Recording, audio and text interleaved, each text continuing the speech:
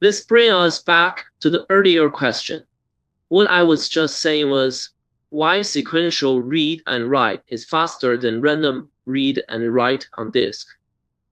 This is also something we need to consider when designing a database. We should try to make the database perform sequential write as much as possible, instead of random reads and writes, because if I write data from memory to disk, it actually involves three main operations. The first operation is seektar. I have a disk, for example, the head needs to locate the track to write the data. So first, I have a seektar. This is to read the contents of the target sector. Drive B will move the disk head to the drive wall. Position the head on this track. The time it takes for this process is called seektar. Let's say the average time is T1, for example. It's about 3 to 9 milliseconds. The slowest time could be about 20 milliseconds. The second time is the second rotational latency.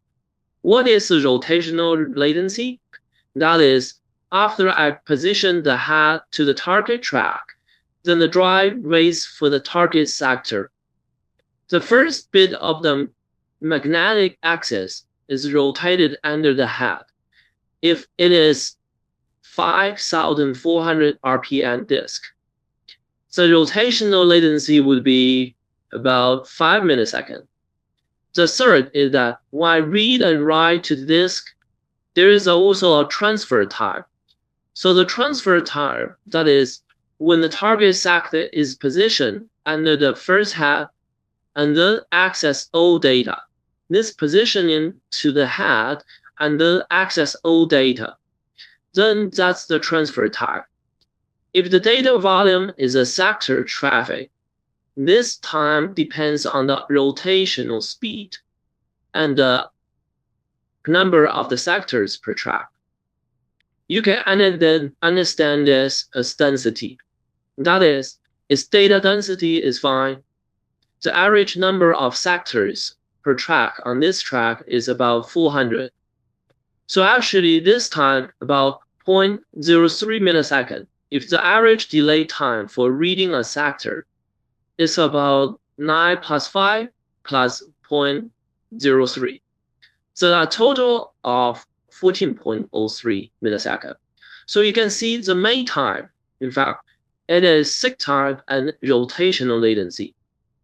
So when we read sequentially, in fact, after I seek and then rotate latency, I can just go to this order. I can just read the data directly. If I do it randomly, I need to seek, read, and write. Seek again, rotational latency, read and write again. Seek again, rotational latency, and read and write again. So it will be very slow. This is also why, in the end, we can judge that sequential reading is very fast. And if there is only this transfer time, it is very fast to read 400 sectors. But if I go back and forth to find and this rotational latency, and then its random read and write will be very slow. This is also why when we should design the database disk like this to support sequential read and write accordingly. We know why sequential read and write is faster than random read and write now. Someone in our community asked, in our time series database, CnosDB, most of them are sequential read and write. Is that right? The answer is yes. Most databases are sequential read and write.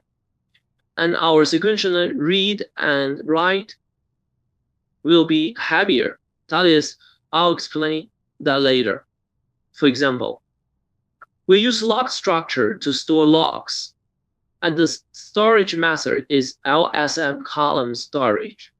It is actually convenient for this kind of sequential read and write. Few databases use random read and write. random read and write is access efficiency and speed. It is really unbearable. So now that we know that sequential read and write is faster than random read and write on disk, we also say that we have our own sequential goals. That is to say, our allowable system design goal is to allow the DBMS to manage a database that exceeds the memory size. If all of our databases is actually operated in memory, then our buffer pool in memory can completely say that the data is buffered. Then there is actually no need, or I say in certain time, that is, except for shutting down or power off, I can flash it to disk once. There is actually no need to handle this disk, corresponding I/O. The second is that my read and write overhead to the disk is very high. That is to say, my disk itself, its I/O overhead is very high. Its access time relative to memory, relative to level 1, level 2 cache. This hard disk is a sharp increase, so we must use some related component or features to carefully manage to avoid this large pause and the associated performance degradation. This is also a corresponding consideration of system design. This is a disk-oriented database management system. We can see that it is actually divided into 2 layers, 2 parts. The memory, in fact, he said that there is a buffer tool related. We mean, first, the configuration, in fact, it is from the hard disk. Then from this hard disk configuration, then flash it to memory. Then the buffer pool in memory, then go to build the execution engine to control it from the hard disk.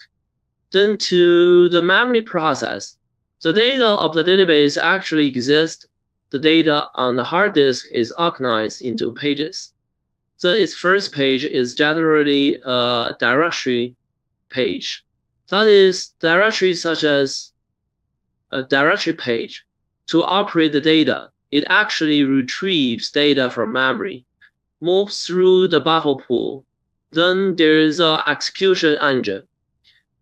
At this time, its execution engine will be like a buffer pool. For example, I get a specific business. Then the buffer pool will also manage the corresponding page in memory. Then it return a pointer to a specific page to the execution engine. At the same time, the manager of buffer pool will ensure when the execution engine accesses the page will not be swapped out such as a corresponding operation. So this is also a corresponding process. But some of you might say, this DBMS database management system, related operations, in fact, the operating system also had this function. For example, I use the management of a virtual memory, or this kind of mmap mapping method. I map a text file content to this address space. Then the operational system is responsible for this hard disk. When the conversion between memory corresponding move, in fact, the operating system can do this very well, or it can do it too. Why do I still need a database management system to do it? In fact, the database management system just talk about high level. This design goal, that is, to support the data size stored by the database, access the available memory size, then read and write hard disk data to the hard disk is very inefficient operation. So we manage these operations well. We don't want to say when the hard disk read the data, there's a large gap. Just that its overhead is very large, a large gap appears, slow down the speed of other operations. We also hope that the database is waiting for data to be read. For example, when I wait for data processing, in fact, other directions, queries can also run parallel. This high-level design goal, for example, this virtual memory method, it can also be done. For example, I go from physical memory to virtual memory, read a page 1, read a page 3, but when I read page 2, in fact, there is this possibility stop this related suspension operation. So if I mmap when an error related to this page occurs, in fact, this process is blocked. So if I want us to include this, everyone in this class and DB class, everyone will say, the database, in fact, I still hope to be self-sufficient, be your own master.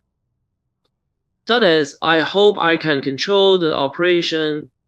It can also be done better because I know which data will be accessed. Then which queries to run, I have a plan and execution. Related operations.